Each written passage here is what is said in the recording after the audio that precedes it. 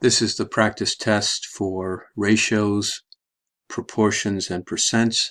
We're looking at problem 17, and the problem says, according to pay scale, in 2014, the median average salary for an individual with an associate's degree and 0 to 5 years of experience was $37,000.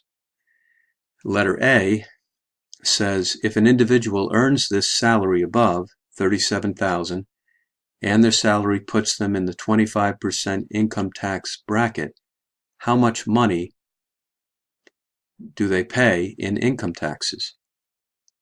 So the income tax is going to be 25% of the $37,000.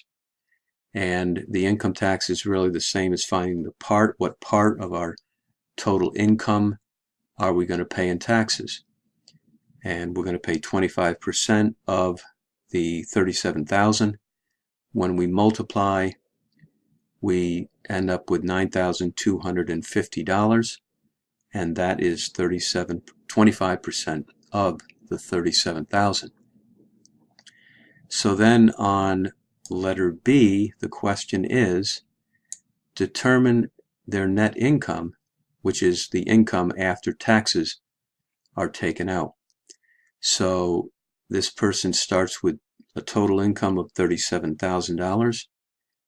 They pay $9,250 in income tax, and you subtract that from the income, and you end up with the net income, or what remains after taxes, $27,750.